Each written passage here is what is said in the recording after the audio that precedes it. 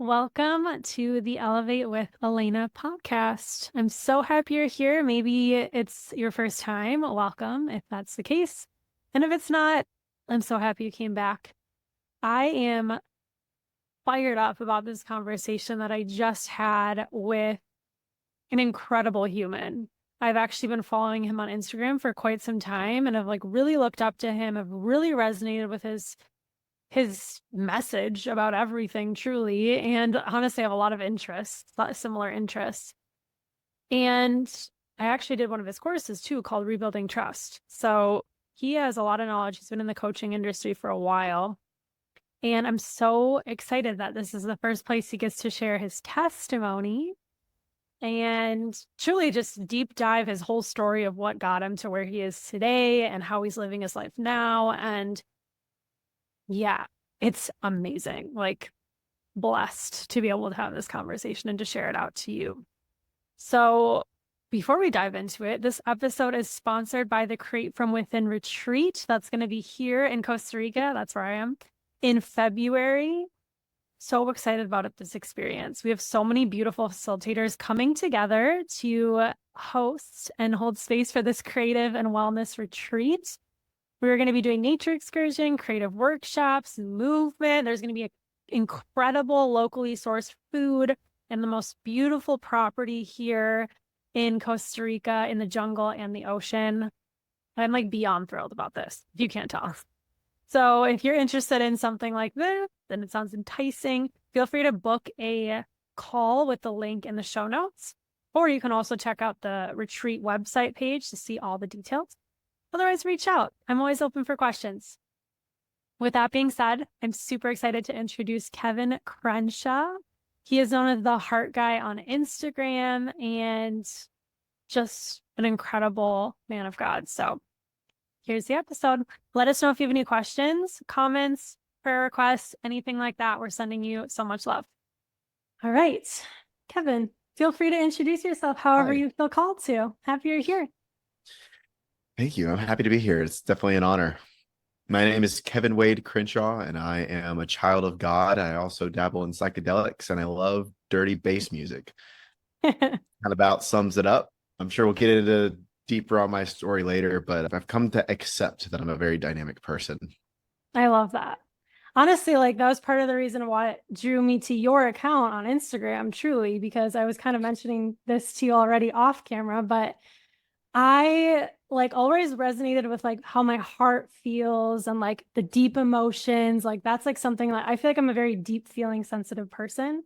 So I loved your content. And then I ended up actually doing your coaching program, Rebuilding Trust, which if you are working through your own things with trusting men, this is specifically for women, but trusting men and learning how to navigate that in relationships, even single, but for a future partner, I really highly recommend that course. Just a little plug. But anyways, I dove into that and yeah, I got to see all the dynamics of you too. I actually started DJing. There's so much overlap. I started DJing and then I saw that you were DJing. I'm I don't know. There's something here. He's so cool. And I feel like there's a lot of similarities. So I'm really, really excited to have you on the podcast. Yay. I'm excited to be here.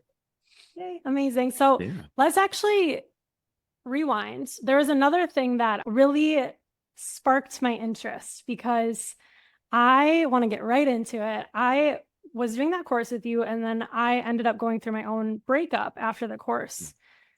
And I was grieving, and during that process, when you're going through the hard times, I feel like sometimes that's when God shows up the most, a lot of the time. And so I'd been leaning on praying to God and starting to read the Bible, honestly. And I've been talking about this a little bit more recently on my podcast and shared my own testimony, but I saw that you around a similar time had also gotten baptized. And I was that's interesting. And it really actually inspired me because I hadn't been baptized yet, but I'd been thinking about it. And I was kind of waiting for God to give me a sign. I was give me clarity. Is this the right direction you want me to go in?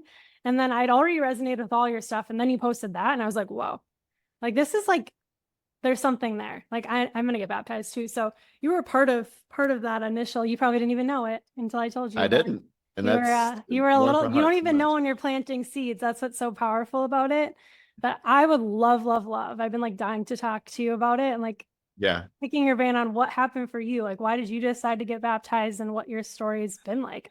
As far back as you want to go, Yeah. honestly. Well, I mean, I grew up in the church, grew up in Memphis, Okay. uh, Presbyterian and church growing up. So Bible school and all the things, but then also at school, it was a college prep school. But a Christian. So I had Bible classes and chapel and all the things. So I've deeply, studied in the Bible and familiar with the stories and all the stuff. And while I was going through it all, it wasn't like a spiritual experience for me. It was just like learning Mm-hmm. things, just like another class. Nothing really clicked for me growing up about it all, even though my parents went through the motions. I I didn't really have a connection with God. There was an instance when I was probably in elementary school, maybe third grade or something, where I had to run up with a dark entity in my room. And I just remember throwing my Bible in the corner. And that was the thing that I was like, wait, that worked. Interesting. And then Man. I intuitively started reading the Bible. I made a challenge to myself that I was going to read the whole thing. I think I made it halfway through Genesis before I gave up. But every night I would read a little bit of the Bible because I was like, whoa, there's something different, deep here. That was my first encounter with consciously perceiving darkness.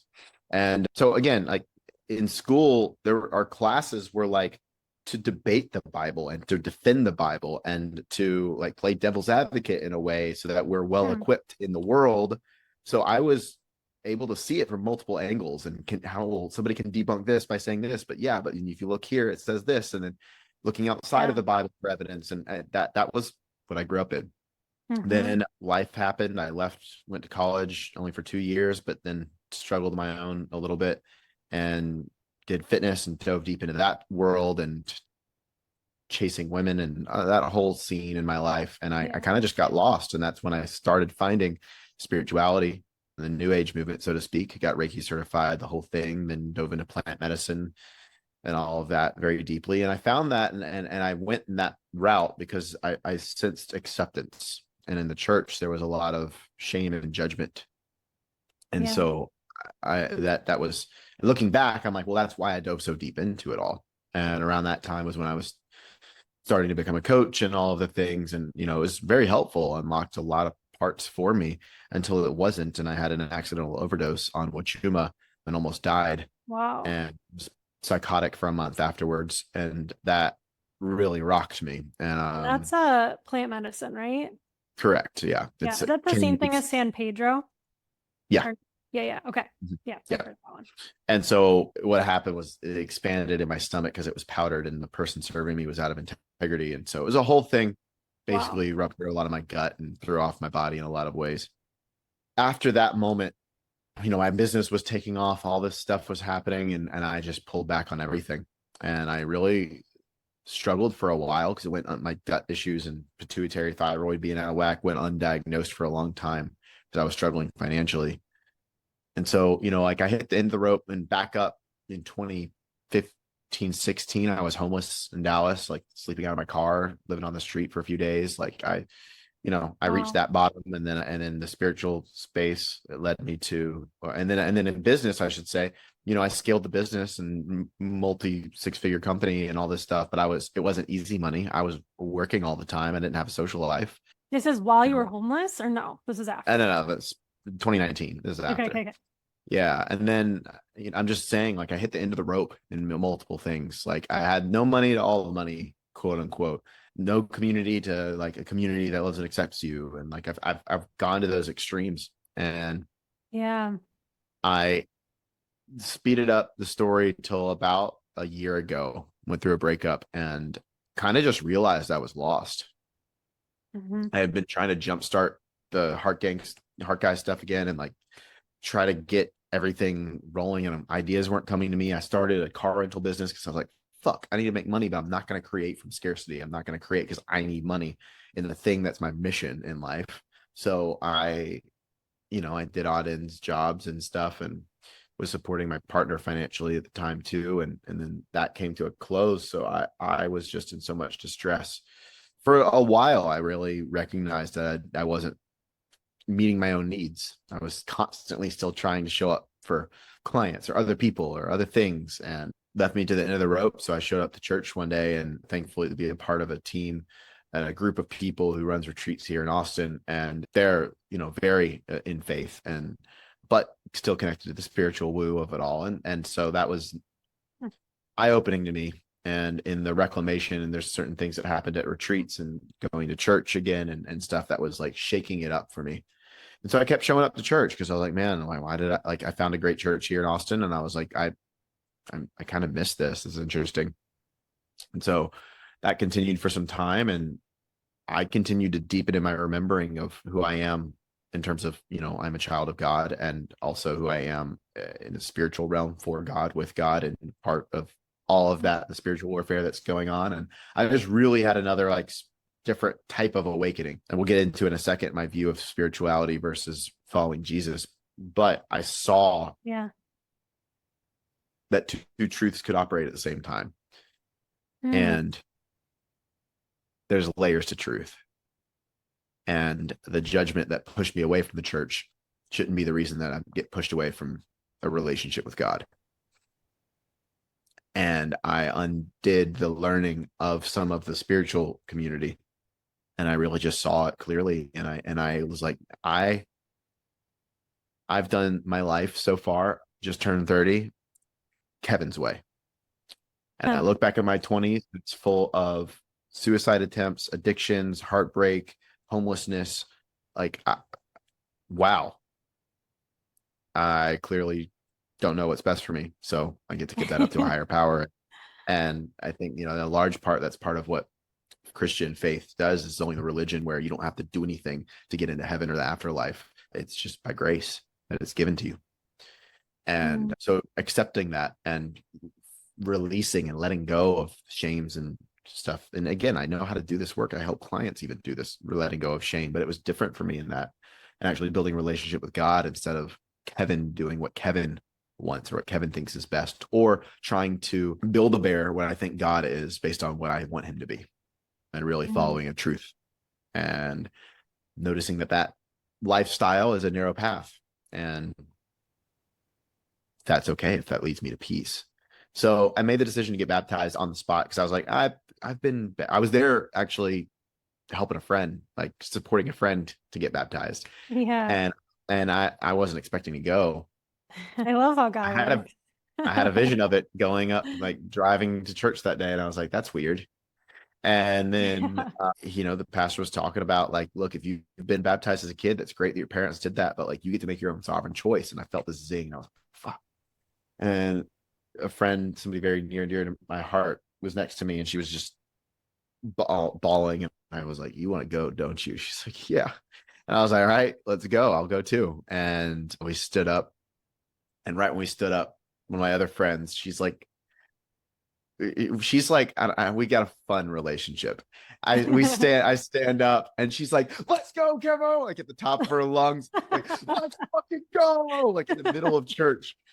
Oh my God. And it erupted, and like 30 more people stood up when I did that, because the tension in the room was, people were like, do I go? Do I not? I was like, let's go. And really making that decision. 30 more people stood up. You're kidding. It like started. I mean, it was about that much. I saw more people get up when I started being loud. Our group was like, yes, and that was just a big moment for me, because what baptism is a public declaration. And I'm like, I'm not going to hide this part of my life anymore, especially over the past 6 months. In that point, it was really profound for me. I had been praying for 30 minutes every day. Like, I really have deepened in my faith. So I was like, this feels right. And it feels like the next step. So, and then right after, it's like life's you, and you made that declaration, great, well, opposition has something to say about that too. And I think recognizing that being a Christian isn't like, oh yeah, I follow these rules, and oh yeah, like I believe these things. It's straight up spiritual warfare. And the appeal of the New Age movement is everything is love, and there's no right and wrong, which is great if you want to be accepted, and it preys on that that consciousness.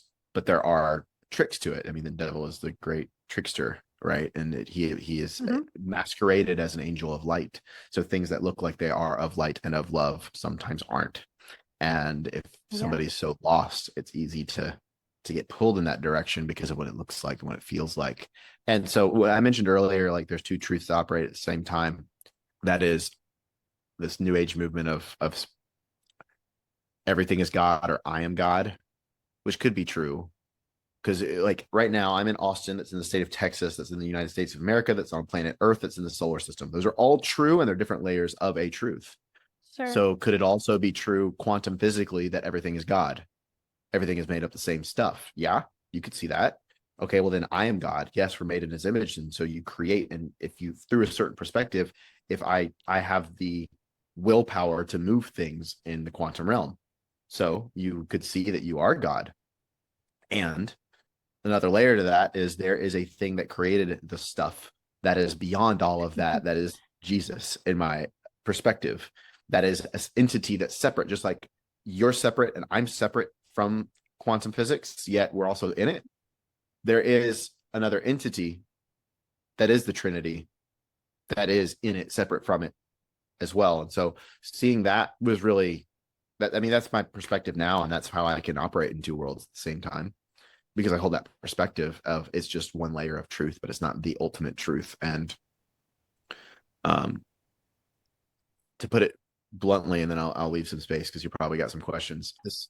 The new age movement, the spirituality is imposing my will onto things, and Christianity is following God's will.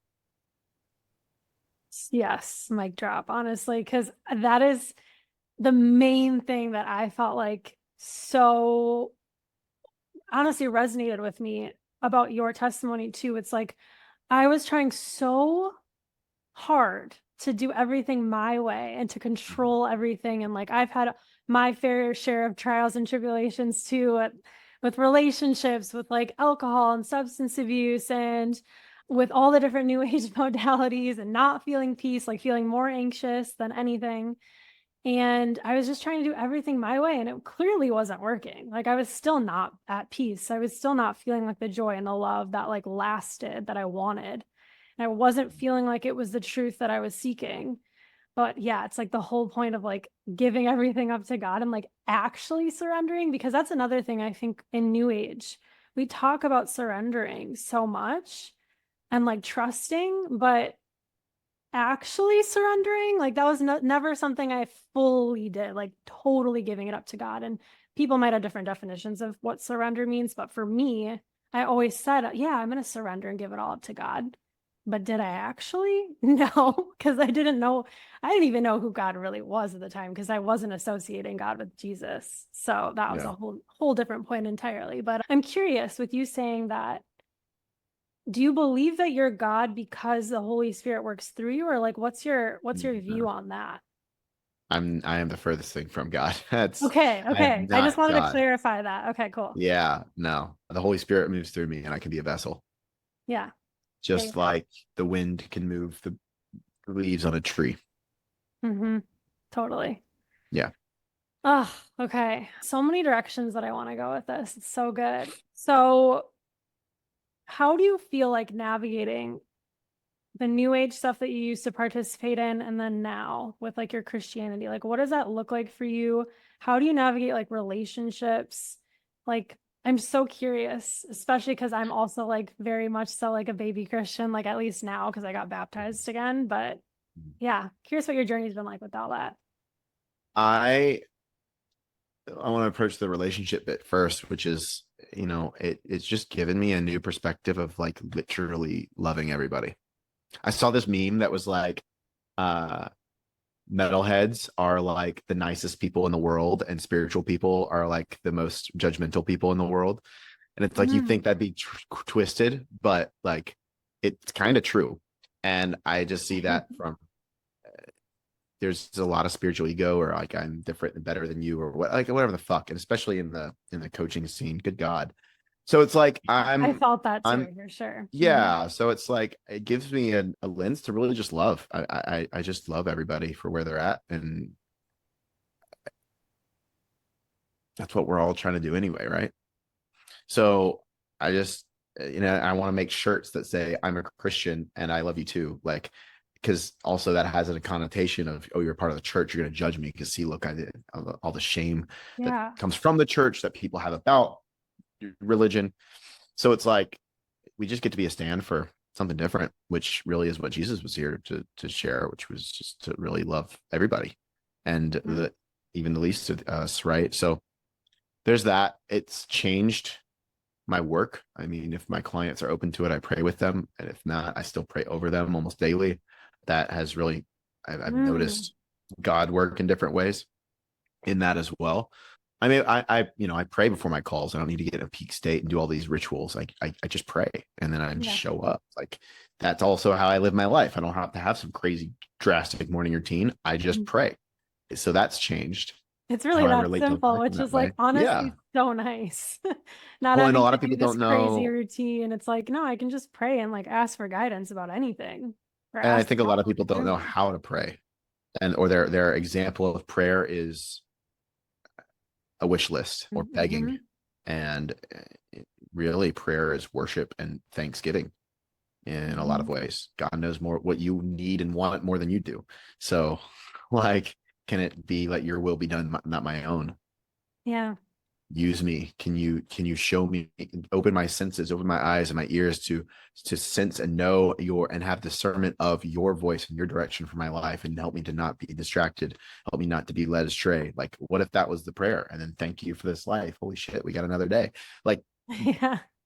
that's it, and that sets you in the right frame. So it's changed my work, it's changed my life. I've definitely felt more liberation, Mm. uh, not transformation, but liberation in my life from specifically so far the spirit of worry and the spirit of feeling alone, which again, I see it now as spirits, not Me feelings that need to be too. felt, which is a layer of it.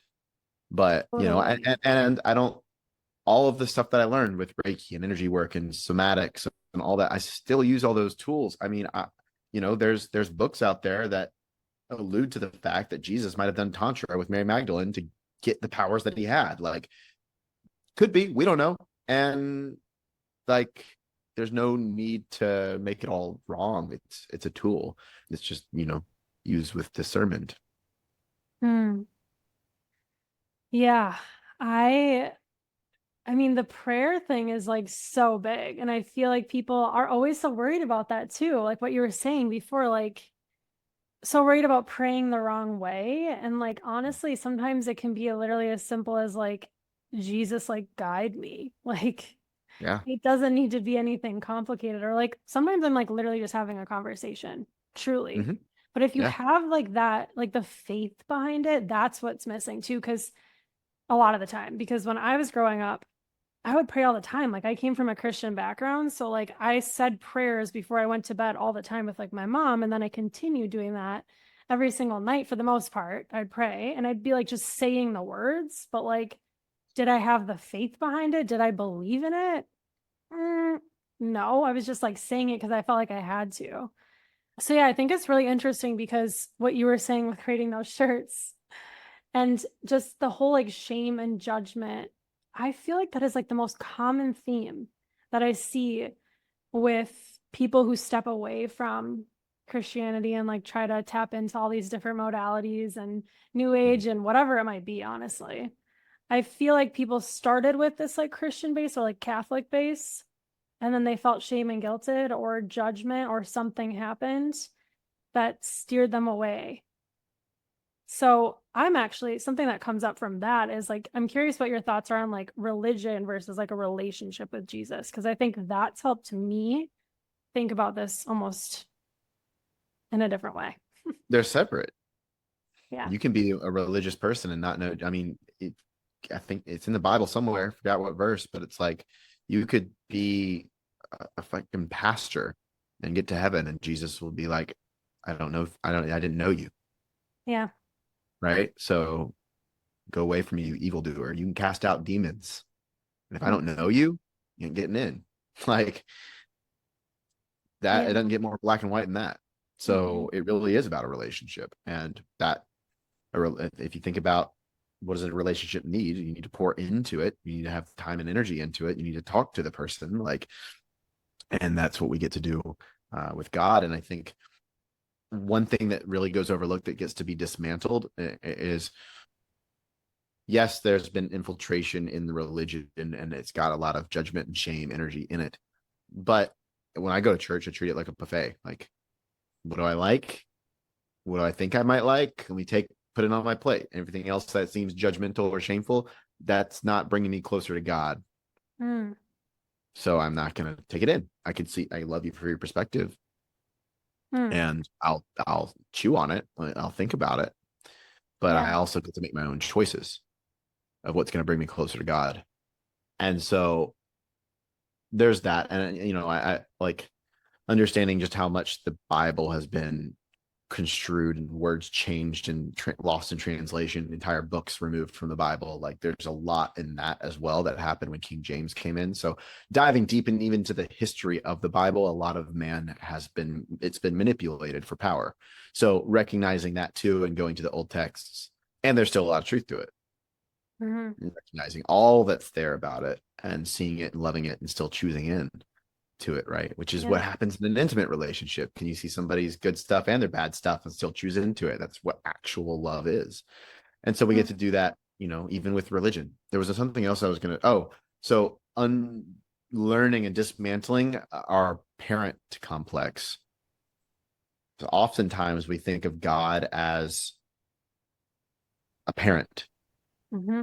who's going to punish us if we do bad, or who's, we have to follow the rules, or whatever, or who's absent, or whatever it is. So our view oftentimes in life of God is like a parent, when Yeah. it's not actual relationship that he desires, and that's actually real. That's Don't also, believe that is the relationship he desires. it is and it isn't. I think it's not in the fact of our conditioning, what happened with our parents, and that can get placed onto God. Sure.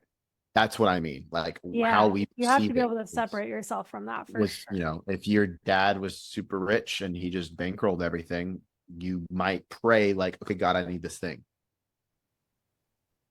But if that's not a relationship. Mm-hmm. And so without a proper role model of a healthy masculine and a father in our lives, and that's a whole nother conversation, you get to create that with God. But if you Totally. haven't experienced it, it's like, How do you navigate how that do you a little navigate that? bit? Exactly. Yeah, absolutely. I think that's actually a big spirit that actually turns people away, is like their own relationship, or yeah, like what they went through with their own father figure, and then thinking of God as a father, Yeah. which he is, but like how do you navigate that? I think that spirit of like, I don't even know what that is, like doubt or trauma or whatever it is, gets in the way sometimes of thinking about God like that. Like, what I like to do personally, I did have a good father growing up, so I don't have that like gap, I feel like, from feeling that way, but it almost like it helps me understand why he does the way that he does things. Like, if you think about a father figure, they're there to like discipline you, they're there to guide you if you had a good father in your life. But that's what God wants to do for you, truly. That's why we Right. give everything up to him. He like it's God's will, because he does know what's best for you, and he wants to keep you on the path of what's going to be the best thing for you and feel the best thing, like be the best life for you, truly. So that's why we go to him as a father, because he's guiding us in a fatherly way through like discipline, through love, through the things that should be there in your own father on the planet, you would hope, Mhm. but not always the case, obviously. So I think that's the way I like to personally think about it. But yeah, sometimes it can be, there's definitely like a gap there for people Yeah. viewing God in that way. Well, and it's a lot about authority. We, in culture and Right. society today, we have a weird thing with authority. And Yeah, you commit your life to God, you have an authority now. we do. Yeah. It's And like the spirit of rebellion is a big one. I yeah, think that comes like that one was really like playing in my life for a while, not anymore, but yeah, rebelling against authority. It's like, I don't want to be told what to do. Like, again, thinking I know what's best for my life and what feels exactly. best for me for so long. But yeah, I mean, once you do actually give your life up to God, because Jesus literally gave his life up for you, That's why we submit to him. And that's why we trust him, because he does know what's best for us at the end of the day, you know? Yeah. Yeah. Yeah. And I think, for those who are listening who are like maybe second guessing what you just said, it's like, have you been trying to do life your way? And where has it gotten you? And how do you feel? I'm not talking about throughout the day or even right now listening to this podcast. I'm talking about the first thing you feel when you wake up and the last thing you feel when you go to bed. Mm. That's because that oftentimes is how you really feel. Oof. Yeah. And so, how do you really feel? Can you sleep peacefully at night? Do you have anxiety or depression? Like, let's talk about the fruit of the spirit for a second. If you want to know if you are really connected or not, love, joy, peace, patience, kindness, goodness, faithfulness, and self-control. If you aren't experiencing those things on the regular, you're not plugged in or connected to the fire that is God. Mm. Straight up, those are the fruit that if your roots are plugged into that soil Yeah. of Jesus, you will produce those things. Mm-hmm. And so if that's not your reality and you've been trying the new age thing to manifest it,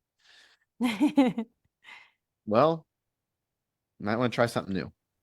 Right. Seriously, though, that was good. And I think just going off of that too, that doesn't mean you're never going to suffer. I just want to make that clear, Totally. because that was something else that you'd mentioned too that I'd love to get into, is like the spiritual warfare that comes up and the trials One of my that, favorite topics. I mean, God doesn't want you to just be like all love and light all the time and just have an easy life. That's not what it's about. Like, you're going to go through moments of suffering. He doesn't want spiritual warfare, but you're going to go through moments of suffering, and he's going to guide you through that. But it's for some reason, like to build your character up, or to like make you a stronger soldier, to like fight whatever fight you need to fight in this life for him. Do you know what I mean? So there's reasons why we go through suffering. I don't want to like just say everything's love and light, everything's amazing once you have the fruits of the spirit, but God's always with you. You're never alone in that, which is the beautiful thing about having the spirit within you. And that's the thing. You can emotionally suffer, but still know that you stand in victory. Yeah. You can emotionally suffer and still have peace at the same time. Like, who knew that can exist? It's beautiful. So let's talk about spiritual warfare. And then I also want to talk about, we keep mentioning, you also have mentioned like the spirit of this, the spirit of that, which I was like, what the heck, when I first heard that. So I'd love to talk about that and how it relates to like feelings, like you were mentioning. So let's start with spiritual warfare so we don't get lost. Well, those are the same conversation. Sure, actually it is. I love that. Just if we're gonna believe in a God that's an entity outside of quantum physics, then we also get to believe in, and we have us humans, we're going to believe in energy, intangibility. You're going to believe in your spirit guides. Then we also get to believe in the opposing forces. We can call that darkness, we can call that the devil, we can call that the unholy trilogy, we can call that whatever it is. Dark entities, demons, those are real too. And they have their most power when we ignore them and pretend they're not there. Or when we give them too much power. And we almost constantly think about those things. Yeah, we're like in fear mode at all times. Yes. So they're real. And how do you know they're real? Well, maybe you started, doing all of the new age stuff and you're less at peace. Maybe you've been fighting an addiction for a really long time and you're doing all of the things and it's still there and getting a stronger grip on you. Does your soul feel like it's gasping for air? That's how you know there's something supernatural, more than meets the eye, that is a part of that situation.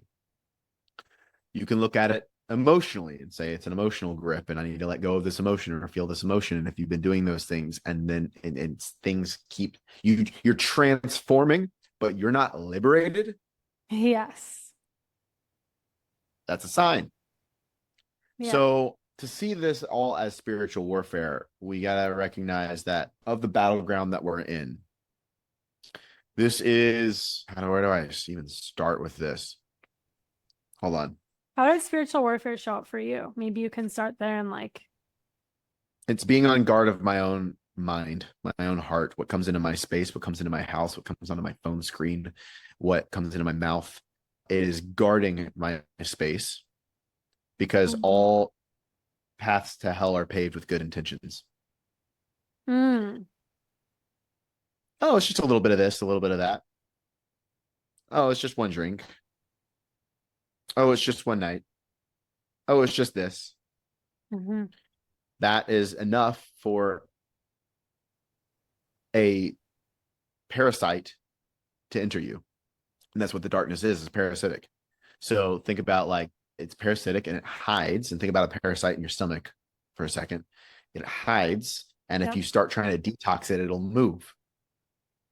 If it's That's a good starving way. Yep. and you're not eating sugar, it'll pull the string, tell your brain, eat more sugar to keep it alive. It controls you more than you think. The same happens spiritually. Mm. So if you've ever lashed out at somebody and then felt really bad, like, oh my God, that wasn't me. Or maybe you almost black out and you go into these like binge eating things. Like that's not you. That is an entity. Yep. And this prevents people from having peaceful relationships. This prevents people from experiencing peace because you're addicted. The spirit of addiction. For me, it was a spirit of worry. I was constantly worried. I've done so much. I've spent so much personal development over the past 10 plus years. Yeah, yeah, Constantly worried. Timeline therapy, stuff with my mom, stuff with my when I was in her womb, like all of that shit, clearing that stuff, somatically yeah. processing it. I have done so many things. You know what actually cleared it? When I called out the spirit of worry in Jesus' name and I performed the fucking exorcism on myself in my house. That's what cleared it. Yeah. I looked at it dead in the face, and I knew who, and I had already been baptized. So I was like, this is no longer welcome here. Yeah. You're fucking gone. Mm-hmm. I pulled that shit out. Now, sure, I experience worry, but it doesn't cripple me. It doesn't pull me into the old patterns. It doesn't. I don't Mm. spiral negative. I'll experience worry and I'll be like, oh, weird. Okay, that's a normal human emotion. And then I can move on. But it doesn't grip you. If something's gripping you, that's a spirit. And when I had my near death experience, I became atheistic. I You was became what? very into spirit guides and calling in my angels and all the things and God and my higher self. And then I had that near death experience. And I to bring myself back to reality because I was psychotic and hearing voices and time jumping and literally blacking out and then appearing one in a new space in Wow. real. If I it was like if I can't see it, it's not real. And that helped me get somatically dropped into my body and it brought me back. And I believed that for a few months. But I bring that up to say I've experienced what that realm is like. And so a lot of the spirit of stuff can be woo. And it's like, well, that's just a chemical imbalance in your body. And okay, yeah, but that's just this hormone happening. And I know the science of all of those things. And again, layers to truth. Which came Sure. first, the chicken or the egg? Could be both. Why not treat both? When I actually healed my gut, I said, fuck a budget. I'm throwing everything at this for 3 months. And I did. And I healed. Mm-hmm. So what healed my gut? I don't fucking know. I did so much stuff, but it worked. So it's like, if you want to liberate yourself and you want a new life, you want to experience peace, the fruit of the spirit, why not try all things? Mm. And again, they're tools. So it's like, yeah, you can still do MDMA therapy and be a fucking Christian. Like, yeah, I'd advocate for that in certain situations. You can still do plant medicine and ceremonies. And if you're in the spirit of God and you're praying for protection over yourself when you're opening those portals, yeah, why not? I'm going to counter you on that a little bit. I think this is part of what we're supposed to be doing here too today, Yeah. because I believe, yes, pray about it because God convicts people of different things. So Yeah. like what might be tempting for me is not tempting for you, like for all people, right? Like there's going to be certain things that like people could probably do still and be fine. But I think what making a blanket statement, like if you want to participate in plant medicine, for example, I think it does open people up to other It does. spirits. It does. So it's 100%. like, I think maybe first having a conversation before you're trying to make a decision about some of these like spiritual things that a lot of the time do actually open people up to spirits coming in, Yeah. like spirits you don't want, demons. Having that personal conversation with God before you make a decision like that, I think is important to put in there. I don't know Thousand. everything. I really don't, but I know God knows everything. So if you have that connection with him and he gives you guidance, then you'll know how to move. But I Most don't of. think that every single person, just because they're Christian, can participate in all these things, because the devil comes in and he deceives, and he's an angel of light, and like maybe it feels really good for you, and then all of a sudden you've opened yourself up to something that you didn't want to open yourself up to. You know what I mean? Most definitely. Most Yeah. definitely. Yeah. I So agree with that. And yeah, it's not for everybody. I was just using that as an example, yeah. but it's I definitely just not thought for it was an everybody. important Like, thing to say, just in case people are like yes. listening and they're like, oh, so I can like I can still do whatever I want. Like, nah, No. probably shouldn't. Especially because, like you were saying, like the darkness is real too. And I think, especially being in the new age world, I was like, oh, everything's just like love and light. Like, I never really wanted to tap into like the shadow work. I did towards the end. That was like the last thing the guy, like the devil was trying to like pull me in with, honestly. But like, I never really wanted to touch on the darkness. I didn't really believe in it. But once I experienced spiritual warfare, you like can't not believe in it. Like, Yeah. Yeah. what is this coming from? Like, all of a sudden, I'm having these intrusive thoughts. I'm having these nightmares. Like, Hmm. not that you should be like afraid of it, because if you're filled with the Holy Spirit, like you're good. You got the Yeah. power of Jesus, literally. But it is real, and it's good to be aware of those things. And if anything, I think I was so spiritual, I'm gonna say in quotes, before I had a relationship with Jesus. And now I actually believe in spirituality on like a deeper level, because Oh yeah. you get to notice where the light is, where the dark is. Like, it's all around all the And time. It's that's and crazy. that's the thing that I think, in the spiritual space, it's like there's no right or wrong is often something that gets brought Yeah. up. And Yep. again, there's layers to truth. That is a truth, but also that opens you, that basically says, okay, fuck your discernment. And now you're open to abuse and manipulation and all these Oh things. yeah. I mean, like honestly, like the enemy loves that. Like, if you're just Yeah. like, oh, nothing's right or wrong, easy in, because then you're like, you're not discerning. Exactly. Like, you're not Because discerning there are some anything. things that are wrong and we inherently know that. And the level of gaslighting that happens in that space is very interesting too. It's like, oh, Mm, are you triggered, or is this a normal human emotion? Do you not trust that person because they shouldn't be trustworthy, or does that have something to do with you and your own like inner trust? Like, right? Like totally. sometimes your intuition's right. Most of the time, your intuition's right, and there Hmm. doesn't need to be work done around it so you can be manipulated. Yeah.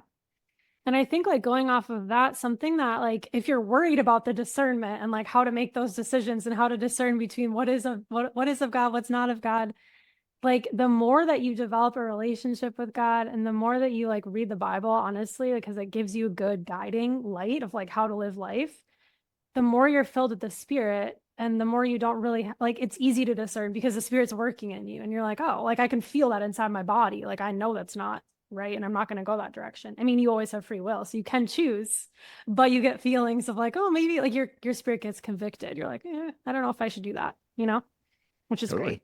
I'm loving this conversation. I'm like all fired up. So I think I want to ask one more question. Yeah, I'm curious like how you would speak to someone who is in the new age. They clearly found this conversation for a reason. I do believe that God brought them here for a reason. So, what would you say to them if they're like kind of like, this is sounding interesting, but I'm also like terrified. I also have shame around it. I also have like judgment, because I think that's a very, like I've already mentioned it, but that's a very common thing. It's like, especially when you've already like dabbled in things that like you're like, I feel like that wasn't of God. But now I don't know how to even confront this. It's like looking in the mirror, like actually having to like hold yourself accountable for some things that like you did, but also not feeling shame around that. Like, how do you balance that? Personally, what would you say? The new age loves the term ego death. So if you all want an ego death, check out Christianity. That's all I'm going to say. Because you're going to have That's an so opportunity to good. get the fuck over yourself That's so and not good. be in control. Hmm. Yeah. That's a good way of looking at it. It is an ego death, 100%, like fully ego death. Because your perception of you're in control right now. But again, what are the fruit of your life? What's the fruit of your life right now? Emotionally, financially, physically, relationally. If that's not going how you want it to go, truly, you're not at peace. You're seeking more. Try it. And find a church, talk to a friend who is a Christian that you respect and love, and reach out to me even. I'm here, Yeah. because you'll have questions, and just go to a spot that's not going to judge you. And that's the thing that I think why people don't go to church, because they feel like church is going to judge them. And there are some good churches that really uphold that and don't have as much of a front-faced judgmental thing. That's what the church is supposed to be. And the church isn't a building, it's a body of people. So find somebody who believes in God and just maybe start asking them questions. You don't have to jump in, but just get curious and see how it feels. You don't have to make a rash decision for yourself. Maybe start reading the Bible, maybe start turning on worship songs, like see what it does to you and see what shifts and changes, and take your time with it. Yeah. So good. Actually, like I really resonate with, especially like I keep talking about the new age just because I know that was like majority of our conversation, honestly, majority of my audience. But it's like we're so open to trying all these different healing modalities. We're so curious to see how they're going to affect us. It's like, why not try Christianity? I know there's definitely like the enemy's trying to get in a lot of the time and like trying to like pull you away from it, but like, why not try it? Like, what do you have to lose? We're trying everything else anyways, usually. So it's That's like, a very good point. why are we not trying that and seeing what happens? And if it isn't for you, which I doubt that's going to be the case, but like you'll find out for One yourself. last thing I want to talk about is like Christ consciousness. Yes. That's yes, important and to talk about. there's layers of truth. Yes, you can attune to Christ consciousness, and that doesn't make you God. Just as much as if you were to channel your grandmother, that doesn't make you your grandmother. Trying to put it in context so people could understand. Sure. But if you're going to channel Christ consciousness, if you're going to activate that within you, awesome, please do. God, even there, Jesus said in the Bible, like, you can do better, like greater works than I. And he rose from the dead. So like that is a thing that God wants for us, is for our spiritual powers to come online and to perform miracles and to cast out demons and all the things, and build a relationship with him, or you'll miss the point. Yes. I will say, just coming from the new age world and like being super confused by all the different things that are out there. Yeah. Christ consciousness can also confuse you though. Tell me more about that. Like, because there's things that are not like, yes, I don't honestly understand Christ consciousness totally, which is again why I feel like this could confuse people, because it's like, yes, it's Christ focused, yet there's all these other elements that are like actually like not biblical surrounding it. So it can be confusing, because it's like if you're reading the Bible and then you're also participating in Christ consciousness, like, I don't know. I think there's some deceivement. That's what I'm going to say.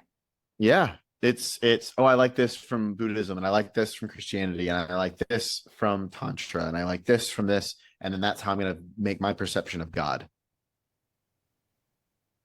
And you think that's fine? Well, that's what people do. I'm not saying it's fine. Sure. That's what people do.